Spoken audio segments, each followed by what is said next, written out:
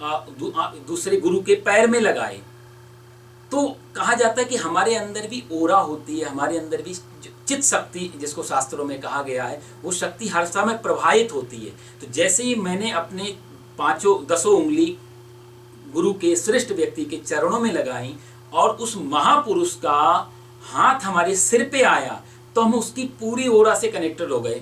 जो plus minus का जो नियम है विद्युत में, हम उसके पूरे ओरा से घिर गए।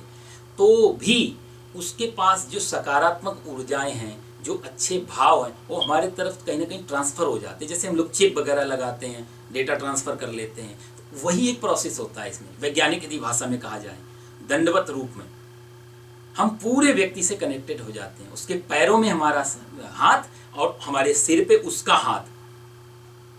ये बहुत बड़ा विज्ञान है, शरीर विज्ञान। इससे वैसे भी बहुत अच्छे इफेक्ट आते हैं। लेकिन गीता में भगवान कहते हैं कि आत्मज्ञानी, यहाँ भगवान फोकस अहंकार को तोड़ने के बारे में बात कर रहे हैं। कर्मकांड में या शास्त्रों में जब इसकी चर्चा करेंगे तो भाव थोड़ा अलग होगा। वहाँ शरीर विज्ञान भी जोड़ना पड़ेगा, कर्मकांड भी जोड़ना पड़ेगा, दूसरी चीज। लेकिन गीता के हिसाब से दंडवत प्रणाम का अर्थ है कि जहाँ अहंकार खत्म हो गया। इसलिए भगवान ने कहा ना, पहले अहंकारा विमूढ़ात्मा कर्ता हम इति मन्यते। अहंकारी व्यक्ति तो सोचता है मैंने ही किया है, तो उसको उत्तर भी मिलेगा तो भी वो यही सोचेगा, देखा मैंने कितना बढ़िया प्रश्न किया। ये भी कह रहे हैं कि आपने बहुत अच्छा प्रश्न, उत्तर भी बड़ा ही होगा फिर। तो वो प्रश्न से ज्यादा अपने क्वेश्चन, उत्तर से ज्यादा अपने प्रश्न को महत्व देने लग जाएगा।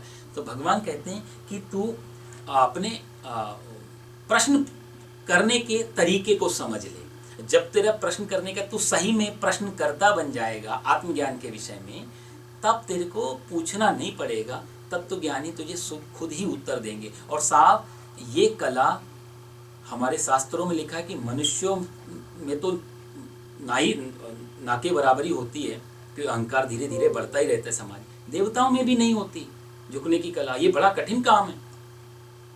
कौन आएगा यहाँ, कौन आया होगा, मुश्किलों ने मेरा दरवाजा खटखटाया होगा, गुल से लिपटी उस तितली को छुड़ाकर देखो, तुमने बड़े बड़े दरख्तों को गिराया होगा। ये अकड़ जो है, ये अकड़ बड़े बड़े पेड़, आंधी तूफान जब आते हैं तो बड़े बड़े पेड़ गिरते हैं, छोटी मोटी जो लताएं, पत्ते, जो घास, ये इनका कुछ नहीं बिगड़ता। क्यों? क्योंकि हवा आई है, झुक जाती है, लचीलापन है। जब झुक गई हवा की दूसरी दिशा में, हवा निकल जाएगी ऊपर से, लेकिन जो अकड़ के खड़े रहने वाले दरख्त हैं धराशायी होंगे। श्रीमद् भागवत की महात्म की कथा आप देखो। महाराज परीक्षित को सांप लगा हुआ है और महाराज परीक्षित बैठे हुए हैं। सुखदेव जी आए, श्रीमद् भागवत की कथा अभी प्रारंभ नहीं हुई है, प्रारंभ करने ही आए हैं। देवताओं को पता लगा स्वर्ग में कि ये श्रीमद् भागवत की कथा करने वाले हैं श्री सुखदेव जी। और भागवत कथा क्या है? अमर कथा मानी जाती है। इसको सुन के जीवन मुक्त हो जाते हैं।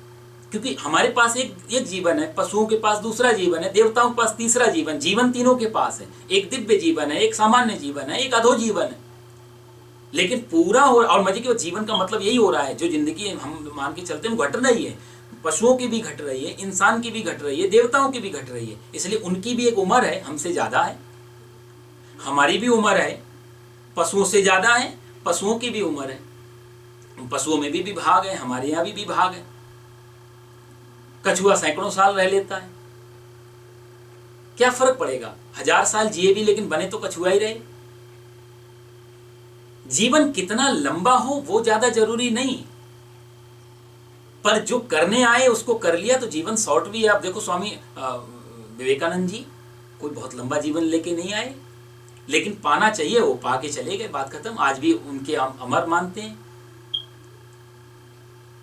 देवताओं को पता लगा सुखदेव जी अमर कथा सुना रहे, तुरंत हाथ में अमृत का कलश लेकर के सुखदेव जी के सामने आ गए और सुखदेव जी से कहने प्रणाम। अब वहां श्लोक देखो आप श्रीमद् भागवत में, कितना सुंदर श्लोक डालते हैं व्यास जी। शुकम नत्वा वदन सर्वे स्वकार्य कुशलासुराः। सुकम नत्वा, सुखदेव जी को नत्वा मतलब नमस्कार किया, प्रणाम किया, वदन सर्वे वंदन किया। और किसने किया उसके लिए सीधा सीधा लिखते स्वकार्य कुशलासुरा। अपने कार्य को बनाने में जो कुशल हैं, जो अपना काम सिद्ध करवाने में, अपना उल्लू सीधा करवाने में जो कुशल है, कौन? सुराहा, देवता। ये मैं नहीं कह रहा हूं, हमारे ऋषि लोग देवताओं को मानो एक तरीके की गाली दे रहे हैं। हमारे व्यास जी, सुखदेव जी गाली दे रहे हैं इस बात को। अपना उल्लू सीधा करने में ये देवता बहुत चतुर हैं और हमेशा ऐसा करते रहे हैं। आप देखो, जब वृत्तासुर मरता नहीं था, पता लगा कैसे मरेगा, तो मालूम पड़ा कि ये तो मर नहीं सकता जब तक दधीची की हड्डियों का वज्र ना बनाया जाए। आज तक कभी दधीच के घर नहीं गए कि खाना खाया है नहीं, तुम्हारी झोपड़ी टूटी हुई, लाओ हम बना दें, तुम्हारे लिए थोड़ा सा भोजन की कुछ वस्त्रादि की व्यवस्था, कभी नहीं गए। लेकिन आज जब पता लगा कि वृत्तासुर इनकी हड्डियों से मरेगा, तो सारे देवता आ गए। आप देखो परिक्रमा कर रहे हैं, प्रणाम कर रहे हैं, साष्टांग। दधीची भी संकोच में आए बेचारे, इतना सब कुछ तो चाहिए तुम्हें, बताओ, सीधा सीधा मुद्दे पे आओ। दधीची सीधा बात करते हैं, देवता लोग तुम ये सब फॉर्मेलिटीज छोड़ो, पॉइंट पे आके बात करो, क्या चाहिए? बोला आपकी हड्डियां चाहिए साहब। बोला मेरी हड्डियां चाहिए तो मतलब मैं पहले मर जाऊं तभी मेरी हड्डियां मिलेंगी तुम्हें। लेकिन ये सन्यासी भारत का, मेरी हड्डियों से, मेरे शरीर से यदि तुम्हारा भला हो, मनुष्य का तो भला मैं करता ही आया हूं ज्ञान की रोशनी दे करके, यदि शरीर भी मरते मरते शरीर भी तुम्हारे काम आ जाए, इससे बढ़िया क्या परोपकार होगा? समर्पण। नमक लगाया शरीर में, गाय से चटा दिया, हड्डियां रह गई, वज्र से वृत्तासुर मारा गया। इसी बात को सुखदेव जी कहते हैं, सुखम नत्वा वदन सर्वे स्वकार्य कुशला। अपने कार्य को सिद्ध करने में देवता बहुत चतुर लोग हैं। तो जब देवताओं ने ये बात कही है तो सुखदेव जी ने क्या उत्तर दिया है? सुखदेव जी ने उनको बिठाया भी नहीं, हाल चाल भी नहीं पूछा, प्रणाम का कोई उत्तर भी नहीं दिया। मजे की बात, अभक्तांस्तांस विज्ञाय न ददौ स कथामृतम। सुखदेव जी ने सीधा सीधा दो टूक भाषा में बोल दिया, देवताओं अरे छलियाओ, अभक्तांस्तांस विज्ञाय, मैं तुम्हें ये कथा रूपी अमृत जरूर देता, काश तुम्हें बोल देता बैठ के तुम भी सुन लो, नदी बह रही है, लेकिन अब नहीं। क्यों? क्योंकि तुम्हारे हाथ में अमृत का कलश है और तुम कह रहे हो ये कलश परीक्षित को दे दो और कथा रूपी अमृत हमें दे दो। आप कंपेयर कर रहे हो।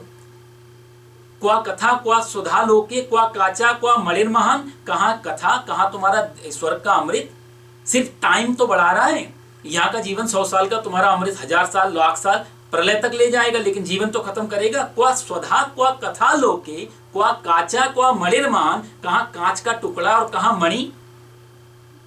कोई तुलना ही नहीं। और तुमने तुलना श्रीमद् भागवत की कथा से कर दी, इसलिए तुम्हारे अंदर भक्ति नहीं है। तुम लालची हो, तुम व्यापारी हो, तुम छलिया हो, तुम अपना उल्लू सीधा करने के लिए आए हो। इसलिए इस भक्ति के प्रवेश, इस भक्ति साम्राज्य में, इस कथा में, इस भक्ति में और इस तत्व ज्ञान में तुम्हारा प्रवेश भी नहीं हो सकता। इसलिए ना ददौ स कथामृतम, मैं तुम्हें ये कथा नहीं दे सकता।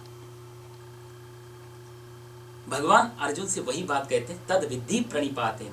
यदि तू इस तरीके से पूछने जाएगा कि तेरा स्वार्थ है, तब झुकेगा, आत्मज्ञानी तेरे को उत्तर नहीं देंगे।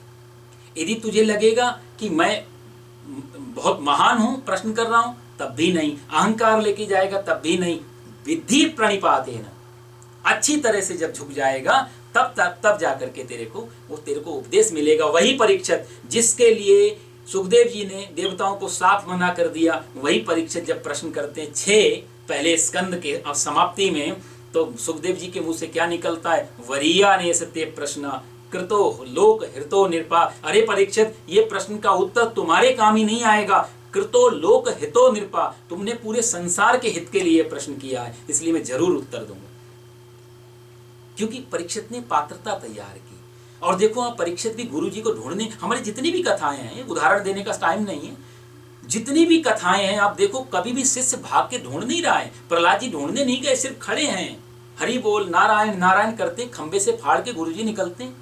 ध्रुव जी जंगल में खड़े होते हैं, नारद जी प्रकट होते हैं। यहाँ पर परीक्षित को मालूम पड़ा 7 दिन में मैं मर जाऊंगा, तो ढूंढने नहीं भागे, किससे पूछूं, कैसे बचूंगा, कहाँ जाऊं। सीधे सुप्ताल में वृक्ष के नीचे जाके बैठ गए आत्मचिंतन पे। प्रभु तूने इतनी लंबी जिंदगी की, अब 7 दिन की बची है, बस 7 दिन में कैसे मुक्ति मिल जाए, इतनी प्रार्थना तेरे से। और इतना बैठे हैं, पात्रता तैयार है, विनम्रता भरी हुई है अंदर। सुखदेव जी अपने समाधि में बैठे हैं, ब्रह्म की समाधि में। भागवत में लिखा है, ब्रह्म की समाधि में बैठा हुआ व्यक्ति, तुरंत अंदर से प्रेरणा आती कि जाओ परीक्षित के पास, और सीधे दौड़े दौड़े अंतर ध्यान रूप में और सीधे परीक्षित के पास आके प्रकट हो गए। गुरु जी को ढूंढना नहीं पड़ा। भगवान अर्जुन को फोकस कर रहे हैं कि शिष्य बनने की, और ये बहुत कठिन काम है। शिष्य बनना, विनम्र होना, अहंकार को तोड़ना, पर ये बहुत बड़ा काम है। और जब ये आ जाता है तो शायद 90 मौकों पे तो क्वेश्चन ही नहीं बचता, और बच भी जाए तो उसका पूरा का पूरा फिर उत्तर नहीं मिलता। उत्तर मिलता है प्रश्न का, और प्रश्न जब प्रश्न होता है तो उत्तर मिलता है। मैंने पहले भी कहा, प्रश्न जब हमारी समस्या बन जाती है तो उत्तर नहीं मिलता, फिर समाधान मिलता है। यही अंतर है, यही सौंदर्य है आत्मज्ञान का। यहाँ प्रश्न समस्या के रूप में पूछा जाता है। 99% पे हमारे पास क्वेश्चन होते हैं, उत्तर आए तो ठीक, नहीं आए तो ठीक, लेकिन जब क्वेश्चन हमारी समस्या बन जाए, मैं आपसे पूछूं ऑस्ट्रेलिया कहाँ पे है, आपने मेरे को बताया, मेरे को जाना भी नहीं, जस्ट पूछा कौन सी फ्लाइट जाती, आप कुछ गलत भी बोल दोगे तो भी मेरा ध्यान नहीं होगा, कोई बात नहीं, जाना ही नहीं है। तो आप कोई भी रूट बता दो, कोई भी किराया बता दो, कुछ भी टाइम बता दो, सब सुन लेंगे हाँ जी करके। लेकिन यदि मेरे को ऑस्ट्रेलिया जाना है तो मैं आपकी एक एक शब्द पे गौर करूंगा, 2-4 क्वेश्चन और करूंगा, सारी चीजें ढंग से सुनूंगा, फिर उसको अपना आप उसमें भी लाऊंगा, अपने नॉलेज में भी आपने जो बताया उसको याद भी रखूं। जो काम एक छोटा सा जीवन में काम करना हो उसके बारे में हम कितना सावधानी पूर्वक उत्तर को सुनते हैं, समझते हैं, क्योंकि वो हमारी समस्या होती है। तो समस्या का सदैव समाधान आता है, प्रश्न का केवल उत्तर आता है। उत्तर से किसी का जीवन परिवर्तन नहीं होता। उत्तर सिर्फ बच्चों की तरह, एक बच्चे प्रश्न करते हैं सारा जीवन जब तक बच्चे रहते हैं, और एक हम लोग भी प्रश्न करते हैं, हम भी बच्चों की भांति प्रश्न करते हैं। भगवान कहते हैं कि जो व्यक्ति उपदेक्षन्ति ते ज्ञानम, अर्जुन फिर वो तेरे को उत्तर देंगे, तो सिर्फ पात्रता पैदा कर ले। श्री रामायण जी में भी आप देखो, दशरथ जी को प्रॉब्लम हुई है, दशरथ जी को लगा कि मेरे कान के बाल सफ़ेद हो गए, इतना बड़ा राज्य का मैं उत्तराधिकारी, मैं राजा हूँ, मेरा कर्तव्य है जाने से पहले इसके लिए एक मालिक ढूंढ के जाऊँ, एक राजा ढूंढ के जाऊँ, दे के जाऊँ इस राज्य को। राजा का कर्तव्य है, एक उचित व्यक्ति दे के जाएँ। मेरे घर में कोई है नहीं, क्या करूँ? गुरु गृह गए हो तुरंत नहीं पाला, गुरु जी के पास जाते हैं, कैसे कुछ पाने जा रहे हैं। तो आप देखो वहां दशरथ जी ना तो सैनिकों को लेके जा रहे हैं, न रथ लेके जा रहे हैं, न मुकुट पहन के जा रहे हैं, न कुछ भी तो नहीं है, नंगे पैर। और जब इतनी श्रद्धा भावना से जाके जब प्रणाम करते हैं गुरु जी को, तब गुरु जी के मुंह से क्या निकलता है? धरौ धीर हुई है सुतचारी। एक नहीं राजा, तुम्हारे 4-4 पुत्र होंगे, क्योंकि तुम्हारे अंदर श्रद्धा है। तुमने गुरु जी को नहीं बुलाया कि गुरु जी मेरी प्रॉब्लम है, आप आके सॉल्व करो, क्योंकि तुम्हारी कुटिया का खर्चा मैं उठाता हूं, आप मेरे राज्य की सीमा में रहते हो। तब शायद ये उत्तर नहीं आ पाता। ये उत्तर इसलिए आया है कि राजा दशरथ नहीं, इस समय सिर्फ दशरथ जी गए, वहां कोई राजा नहीं गया। बहुत सारे ऐसे उदाहरण हैं जिनसे आप इस श्लोक को समझ पाएंगे। लेकिन भगवान असली चीज यही है कि तद विद्धि प्रणिपातेन, ये क्वेश्चन करने के मामले में बहुत महत्वपूर्ण प्रश्न है। प्रश्न का करने का क्या तरीका है, क्या क्वालिफिकेशन हमारे अंदर होनी चाहिए, तब वो उत्तर संतुष्ट। आज हम बहुत कुछ जान लेते हैं लेकिन संतुष्ट नहीं हो पाते जीवन में। एक प्रश्न के प्याज के छिलकों की तरह निकलता ही रहता है और अंत में कुछ निकलता नहीं परिणाम। क्यों नहीं निकलता? क्योंकि प्रश्न करता ही गलत है। प्रश्न गलत है या सही है वो बात अलग है, प्रश्न करता ही गलत है। उसके पास वो क्वालिफिकेशन, वो योग्यता, वो पात्रता नहीं है। इसलिए परमात्मा भी उतर आएगा तो हम तैयार नहीं उसको झेलने के लिए। हमको पता भी चल जाए परमात्मा ये मुक्ति दे सकता है। एक औरत की मैं कहानी सुन रहा था। एक बूढ़ी औरत बेचारी सर पे बोझा उठा रही है, उठ नहीं रहा है, भारी ज्यादा है, खींच गई, परेशान हो गई, और इतनी खींच गई कि जोर से चिल्लाई, हे परमात्मा ये जिंदगी क्या जिंदगी है, रोज वही बोझा उठा के घर पहुंचाओ, सब घर वालों को समझाओ, इनका पेट भरो, ये सब करो, इससे अच्छा तो मौत ही आ जाए तो अच्छा है। ये जीवन कोई जीवन है, इससे अच्छा तो मौत आ जाए। संयोग की बात, कभी ऐसा होता नहीं है। लेकिन उस दिन मृत्यु देवी गुजर रही थी, पड़ोस से ही किसी के घर जा रही थी। उसने देखा कि कोई मेरे को बड़े प्यार से पुकार रहा है, इतनी करुणा से कोई बुला रहा है, मुझे तो जाना चाहिए, भगवान भी आ जाते हैं इतने प्रेम से। आ गई सामने, माता जी आपने मेरे को बुलाया? तो बुढ़िया बोली, आप कौन? बोला मैं मृत्यु देवी, आप इतनी करुणा से पुकार रहे थे, इससे अच्छा तो मृत्यु आ जाए, मैं आ गई आपके सामने। आप बुढ़िया घबराई बेचारी।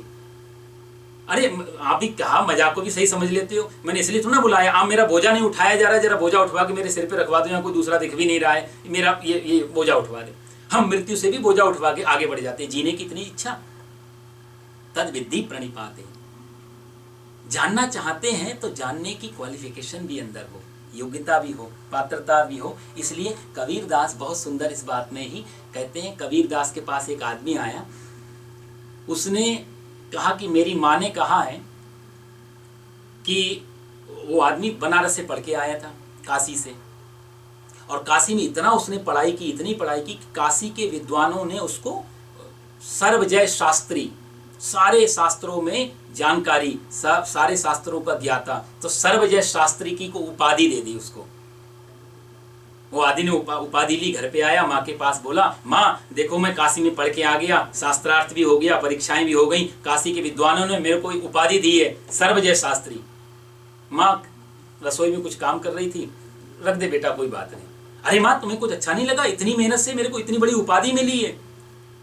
माँ बोली बेटा यदि तू सही में शास्त्रार्थ में जीता है तो अपने गांव का एक व्यक्ति है ना, जुलाहा, कपड़ा बुनता है, वो कबीर, वो यदि तेरे इस उपाधि को मान जाए, वो कह दे कि सही में तू सर्वजय है, तो मैं मान लूंगी। बोला वो कपड़ा बुनने वाला जुलाहा? बोला हाँ हाँ बेटा वही कबीर। ये आदमी सर्वजय शास्त्री गए साहब कबीर के पास। कबीर अपना कपड़ा बुन रहे थे। कबीर कपड़ा बुनते बुनते देखते हैं सामने से विद्वान आ रहा है, मुस्कुराए। सर्वजय शास्त्री बोला कि मुझे आपके साथ शास्त्रार्थ करना है, मैं काशी से पढ़ के आया हूं, काशी के विद्वानों ने मेरे को सर्वजय शास्त्री की उपाधि दी है। कबीरदास बोले मैं शास्त्रों को ही नहीं जानता, शास्त्रार्थ क्या करूं तुम्हारे साथ में, मुझे शास्त्रों का भी पता नहीं। नहीं शास्त्रार्थ करना पड़ेगा, मेरी माँ की आज्ञा है। उन्होंने कहा कि आप यदि बताओगे तो मैं मान जाऊं, तो वो मानेगी। तो कबीरदास बोले मैं ऐसे ही बोल देता हूं कि तू सर्वजय है, बात खत्म हो गई। इतना ही तो विवाद है, तुझे जीतना है ना, मैं पहले से हारा हुआ। बोला नहीं लिख के दो। क्या लिख के दो? बोला 2 लाइन लिख के दो। क्या? कबीरदास हारा, सर्वजय शास्त्री जीता, ये 2 लाइन लिख के दे दो। ला पेन ला पेपर। ज्ञानी के पास कोई विरोध नहीं होता साहब, जहां विरोध है वहां ज्ञान डमाडोल है, इतना ध्यान रखना। ज्ञान में विरोध नहीं होगा, ज्ञान में चिड़चिड़ापन नहीं होगा, ज्ञान में कोई बात की चिंता नहीं होती। मानो तो ठीक, नहीं मानो तो ठीक, क्या फर्क पड़ता है। कबीरदास ने पेपर मंगाया, पेन लिया, लिख दिया सर्वजय शास्त्री जीता, कबीरदास हारा, नीचे कबीर साइन कर दिया, ले जाओ। अपनी माँ के पास दौड़ते हुए आया, माँ देखो मेरे कबीरदास ने भी मेरे को बोल दिया कि मैं सर्वजय शास्त्री। माँ बोली क्या लिख के दिया? बोला हाँ। पढ़ के सुना? अब पढ़ा जो उसने, तो लिखा है सर्वजय शास्त्री जीता, और नीचे जो है कबीरदास हारा, वो लाइन तो गायब हो गई। यह कुछ कहानियों में आता है कि ये उल्टा हो गया, कबीरदास जीता सर्वजय शास्त्री हारा, ये उल्टा हो गया, ये तो गड़बड़ है, मेरे सामने लिखा था। वापस गए कबीरदास के पास, क्या उल्टा पुल्टा लिख दिया, मैंने ध्यान नहीं दिया, इसका मतलब तुम कुछ भी लिख दोगे।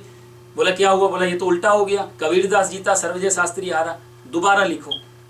कबीरदास ने बोला कोई बात नहीं, दूसरा पेपर ले आए, क्यों परेशान होता बेचारा। फिर से लिखा सर्वजय शास्त्री जीता, कबीरदास हारा, कबीर। फिर पेपर लेकर के गया बेचारा, फिर माँ को सुनाने गया तो फिर से उल्टा हो गया, सर्वजय शास्त्री हारा, कबीरदास जीता। वापस आया, कबीरदास से बोला कि आप गड़बड़वाद में लिख देते हो, कुछ भी बड़े बड़े अक्षरों में लिख कर दो। कबीरदास ने फिर लिख दिया। तीसरी बार भी जब वही गड़बड़ हो गई, वापस आके चरणों में गिर गया कि महाराज ये विद्या तो मैंने काशी में भी नहीं सीखी, आप लिख तो कुछ हो, घर तक और मैं रास्ते में देख भी लेता हूँ, माँ को सुनाता हूँ तो उल्टा हो जाता है, कौन सी विद्या है, मेरे को समझाओ। तो कबीरदास ने मुस्कुराते हुए कहा कि तू कहता कागज की लेखी और मैं कहता आँखिन की देखी। तू कहता कागज की, तूने शास्त्रार्थ जो किए हैं ना कागजों को पढ़ पढ़ के, और मैं वो शास्त्र बनाता हूं अपने मन में जो मैं देखता हूं रात दिन। इसलिए कबीर की वाणी ना आप पढ़ के देखो तो सीधे जाके हृदय में चोट करती है, सीधा जाके जैसे चुभ रही है, कोई मल्लम पट्टी नहीं है, सीधा घाव, कुछ धकते नहीं है। कबीरदास सबको गालियां दी हैं उन्होंने अपने अपने हिसाब से, लेकिन आज कबीर को भी समझने की इच्छा, हिम्मत बहुत कम लोगों में रह गई। इसलिए कबीर धर्म, कबीर पंथ इतना आगे नहीं बढ़ पाया, कारण यही रहा क्योंकि हमको थोड़ा सा सहारा चाहिए होता है, थोड़ा सा घाव भी उघाड़ें फिर पट्टी भी रख दें, घाव भी दिखाएं पट्टी भी। कबीर दास बहुत खतरनाक व्यक्ति है, इसलिए गीता से टच करना हो तो कबीर को टच कर सकते हैं। तू कहता कागज की लेखी और मैं कहता आँखिन की देखी। और कबीरदास बड़ी सुंदर बात कहते हैं, कबीर का अर्थ जो होता है हिंदी में, कबीर का अर्थ होता है करने वाला, जो कार्य करता हो, जो कर्म करता हो, उसको कहते हैं कबीर। तो कबीरदास कहते हैं कि ना हम किया न करेंगे, ना मैं किया न करेंगे, ना कुछ किया शरीर, और जो कुछ किया सो राम ने पर भया कबीर कबीर। ना मैंने कुछ किया, ना मेरे शरीर ने कुछ किया, ना हम कभी कुछ करेंगे, लेकिन पता नहीं लोग मेरे को क्यों कबीर कबीर बोलते हैं। मैं तो कुछ करने वाला ही नहीं। ये ज्ञानी की दृष्टि है, जहां अपने को बीच में बिल्कुल लाता नहीं, जहां प्रकृति बह रही है अपने आप में, एक धारा चल रही है, ज्ञानी बीच से हट जाता है बिल्कुल। या ज्ञानी कहा तो समष्टि में अपने आप को मिक्स कर देता है संसार में, जैसी धारा जिधर ले जाए। अब बहते हुए पानी में दो पत्ते गिरे, एक पत्ता कहता है मैं क्यों धारा के साथ बहूं, मेरा भी अस्तित्व है, मेरा भी एग्जिस्टेंस है, मेरा भी जीवन है, मेरा भी कोई ओरा है, मैं भी जाके निकलूंगा बाहर। तो लड़ेगा धारा से, टकराएगा, दुखी होगा, बेचैन होगा, लेकिन धारा को वो काट नहीं सकता। ये धारा बहुत विशाल है, पत्ता छोटा सा है। दूसरा पत्ता सरेंडर कर देता है, कोई बात नहीं, जहां मर्जी धारा ले जाए। और शायद कभी ना कभी धारा वो किनारे भी लगा देती। वह दोनों पत्ते रहे हैं, एक बेचैन है, परेशान है, और एक दूसरा शांत है, दोनों साथ साथ ही बह रहे हैं। ज्ञानी अज्ञानी इस संसार रूपी धारा में दोनों बहते हैं, दोनों पे चोटें आती हैं, दोनों पे दुख आते हैं, दोनों की तकलीफ आती। एक सरेंडर करके जीता है और एक लड़ता है चुनौतियों से, मैं बदल के रहूंगा। और वो व्यक्ति ना तो कभी गुरु को प्राप्त कर पाता, ना आगे के भगवान श्लोक में बात करेंगे, ना कभी उसको शांति मिल पाती। भगवान अर्जुन से कहते हैं, अर्जुन तद विद्धि प्रणिपातेन परिप्रश्नेन सेवया, विधि पूर्वक प्रश्न कर। देखो हमारे पास में आज के उत्तर अब तो इंसानों से भी खोजना उससे बहुत आसान हो गया। कोई भी क्वेश्चन गूगल में डालो, आराम से उत्तर आ जाता है। अब तो गुरु जी है, तो हमारे गूगल गुरु बन गए अच्छे खासे, जो हर किसी का उत्तर है। लेकिन वहाँ कोई विधि, कोई साष्टांग प्रणाम करने की जरूरत नहीं, आराम से उत्तर मिल जाता। तो तार्किक लोग ये भी कह सकते हैं जो उत्तर आप बोल रहे हैं वो उत्तर तो हम इससे भी ले सकते हैं। और एक नहीं, आप तो शायद कुछ कम बताओगे, गूगल में तो हजारों वेबसाइट हैं, कहीं से भी जाके हजार तरीके से खोज सकते हैं। प्रणाम करने की भी झंझट नहीं, कोई प्रणिपात करने की झंझट नहीं। क्यों? तो फिर साहब ये इस युग में तो जब जैसा होगा तो फिर हर व्यक्ति घर बैठे, कहा जाए तो शिष्य नहीं रह जाएंगे, सब गुरुजी हो जाएंगे सारे। और सारे गुरुजी हो जाएंगे तो क्या हालत होगी। एक दूसरे को एक चेला, गुरुजी का नया चेला बना, बेचारा गुरुजी ने भीतर लेटे हुए थे, तो गुरुजी ने चेले से कहा कि जरा पता करना बेटा कि बाहर बारिश हो रही है क्या। तो चेला बोला, गुरुजी अब तो हम रजाई में लेट गए, ठंड का समय है, आप ऐसा करो आपके बिस्तर के नीचे अभी बिल्ली आके बैठी है, उस बिल्ली को टच करके देख लो, तो गीली हुई तो फिर बारिश हो रही, नहीं हुई तो कोई बात नहीं। गुरुजी ने मन में सोचा, गुरु ही मिला हमको भी, ये कोई बात नहीं बेटा, अच्छा पर ये लालटेन जल रही है, लैंप जल रहा है, इसको तो बंद कर दें, आंखों में प्रकाश आ रहा है, रात हो गई। तो चेला बोला, गुरुजी अब बार बार आप उठाने के लिए कहते हो, रामायण की बात मानो आप तो।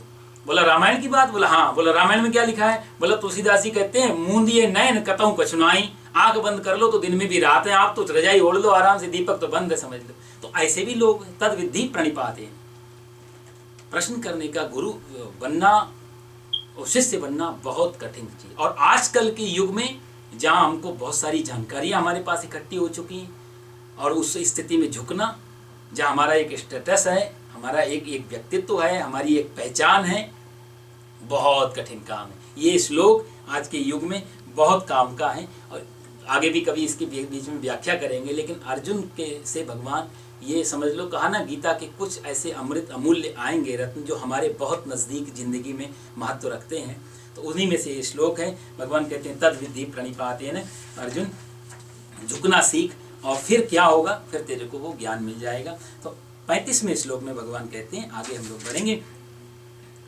यज्ञात्वा न पुनर्मोह एवं यास्यसि पांडव येन भूतान्यशेषेण द्रक्ष्यस्यात्मन्यथो मयि। यज्ञात्वा न पुनर्मोहम् एवं यास्यसि पांडव येन भूतान्यशेषेण द्रक्ष्यस्यात्मन्यथो मयि। भगवान कहते हैं, अर्जुन जिस तत्व ज्ञान का ज्ञात्वा अनुभव करके पुनः एवं मोहम न, तू जब तेरे को वो ज्ञान मिल जाएगा तो पुनर्मोहम न, तेरे को ये मोह नहीं होगा उसके बाद, ज्ञान मिलने के बाद में। और मोह नहीं होगा तो क्या होगा, यास्यसि हे अर्जुन पांडवा येन भूतानि, तू संपूर्ण प्राणियों को अशेषेण निशेष भाव से अपने में और उसके बाद मुझ सच्चिदानंद परमात्मा में देखेगा। भगवान कहते हैं अर्जुन से कि पहले तो बताया कि शिष्य बनेगा, फिर तेरे को ज्ञान मिलेगा, और ज्ञान का परिणाम क्या होगा उसके बारे में भगवान आगे 2-3 श्लोकों में यही चर्चा करने वाले हैं कि क्या होगा कि तू दोनों में, मेरे में तो देखेगा ही कि सारा, जैसे हम लोग बोलते हैं भगवान ने सारी दुनिया बनाई, दूसरे धर्म नहीं मानते। अब जैन से पूछो तो जैन कहेगा दुनिया ऑटोमेटिक बनी है, अपने आप ऑटो मोड पे चल रही, कोई चलाने वाला नहीं है। लेकिन हिंदुइज्म बोलता है नहीं, भगवान ने दुनिया बनाई, सनातन धर्म बनाने वाला, क्योंकि तर्क तो ये है ना, अब 2 व्यक्ति आपस में लड़ रहे थे, जैन कह रहा है कि दुनिया तो किसी ने नहीं बनाई, दुनिया अपने आप बनी है, क्योंकि यदि दुनिया को बनाने वाला कोई होता तो उसको बनाने वाला फिर कौन है भाई? पहले अंडा या पहले मुर्गी? ये क्वेश्चन तो पूरी यूनिवर्सल है, कोई भी आज तक उत्तर नहीं दे पाएगा, अंडा या मुर्गी। तो ऐसे दुनिया यदि जिसने बनाई फिर उसको किसने बनाया, और वो उसको जिसने बनाया फिर उसको किसने, ये तो चला है। तो जैन का तर्क तो तार्किक है बहुत। सनातन धर्म वाला बोला मानो या न मानो पर दुनिया तो भगवान ने बनाई है। 10-10 सालों से ये विवाद चल रहा है। किसी महात्मा जी के पास पहुंचे, महात्मा जी बोले कि तुम्हारी दोनों बातों का मैं उत्तर जरूर दूंगा। जैनी से पूछा कि तुम्हें यदि पता चल जाए कि दुनिया परमात्मा ने नहीं बनाई, अपने आप बनी, तो उसके बाद तुम क्या करोगे जब तुम्हें उत्तर पक्का? बोला करना क्या है, बस तय हो जाए, फाइनल हो जाए बात को, करना क्या उसमें। सनातनी से पूछा कि तुम्हें मालूम पड़ जाए भगवान ने दुनिया बनाई, फिर क्या करोगे? बोला नहीं, साहब सिर्फ पता करना था, तय हो जाना चाहिए, ये विवाद नहीं रहना चाहिए। करना क्या है इसमें? इतने गहरे प्रश्न और सिर्फ तय करने के लिए, इतने ऊंचे सवाल और सिर्फ फाइनल करने के लिए 10-10 वर्ष सिर्फ इसी बात में गंवा दिए। महात्मा जी ने कहा कि तुम, भगवान ने दुनिया बनाई, तुम ऐसा भरोसा करते हो तो उस परमात्मा को प्राप्त करने के लिए तुमने कुछ किया, कुछ मेहनत की, या सिर्फ इसी को खोजा कि भगवान ने दुनिया बनाई, इसको मैं सिद्ध कर पाऊं? और जैन से कहा कि तूने, भगवान ने दुनिया नहीं बनाई तो दुनिया जैसे बनी उस दुनिया का रहस्य क्या है, उस रहस्य को जानने के लिए तूने कुछ प्रयास किया? 10 वर्ष जीवन के, और 10 के हम लोग सारा जीवन इस बात में कई बार लगा देते। तर्क वहीं का वहीं अटका रहता है, क्वेश्चन वहीं का वहीं रहता है। किसने बनाई, वो पहले अंडा आया पहले मुर्गी आई, महत्वपूर्ण वो नहीं है। हमारा क्या प्रयास है उस रहस्य को जानने के लिए? अर्जुन से भगवान कहते हैं जब तो तत्व ज्ञान को, तत्व मतलब होता है एलिमेंट, तो जो तत्व ज्ञान को, आत्मज्ञान को, ब्रह्म ज्ञान को, बहुत सारे नाम है इसके, फंडामेंटल जो नॉलेज है, फंडामेंटल जो ज्ञान है, उसको जब तू प्राप्त कर लेगा, उसको प्राप्त करने के बाद तेरे का परिणाम क्या घटेगा? यज् ज्ञात्वा न पुनर्मोहम, उसको जानने के बाद फिर तेरे पास मोह नहीं रह जाएगा। सबसे पहली चोट ज्ञान की, क्योंकि भगवान देखो यहां कह रहे हैं ज्ञान होते ही पहली चोट जो होगी वो होगी मोह पे। पहला अटैक मोह पे होगा। मुक्ति, शांति, ये सब आगे की बातें हैं, भगवान कहेंगे आगे बात ही। लेकिन यहां भगवान कहते यज् ज्ञात्वा, जैसे ही तेरे को ज्ञान हो जाएगा, यज् जानते ही, ये अभी नहीं है कि आज पढ़ रहे हैं साल बाद परीक्षा होगी। सारे कर्म जो पूजा पाठ दान धर्म जो पिछले भगवान 3रे अध्याय में बात करते हुए आ रहे हैं, सारे यज्ञ, उनका भी परिणाम साहब भविष्य में मिलने वाला है। आज यज्ञ कर लो तो आज कुछ मिले ऐसा नहीं है, सारे सकाम कर्मों का फल भविष्य में है। इसलिए भगवान आगे बात करेंगे, क्षीणे पुण्य मर्त लोकम विशंति, अच्छे काम का फल जब खत्म हो जाएगा, संसार में वापस आ जाओगे तो स्वर्ग में भी उसका फल मिलता है, संसार में भी उसका फल मिल जाता है। बच्चे घर में पैदा होंगे, सुखी शांत होंगे, स्वस्थ होंगे, धनवान होंगे, कीर्तिमान होंगे, ये सब अच्छे कर्मों का ही तो फल है। लेकिन एक ना एक दिन ये खत्म होंगे। लेकिन भगवान कहते हैं ये ज्ञान का ये फल नहीं है। ज्ञान से जरूरी नहीं आपको शांति सुख मिल जाए, ज्ञान से जरूरी नहीं कि आपको बड़ा घर मिल जाए, बड़ी प्रतिष्ठा मिल जाए, बड़ा मकान मिल जाए, शरीर स्वस्थ, बिल्कुल ऐसा नहीं होगा। लेकिन ज्ञान से एक चीज जरूर होगी, उसके बारे में भगवान आगे चर्चा करेंगे। ज्ञान का परिणाम पहला क्या होगा? कहते हैं यज् ज्ञात्वा, जैसे ही तत्वदर्शी से अर्जुन तू जानेगा और उसको अनुभव करेगा और उस अनुभव में तू चला जाएगा तो यज् ज्ञात्वा न पुनर्मोहम, पहला चोट तेरे अहंकार मोह पे होगी, अटैचमेंट पे होगी।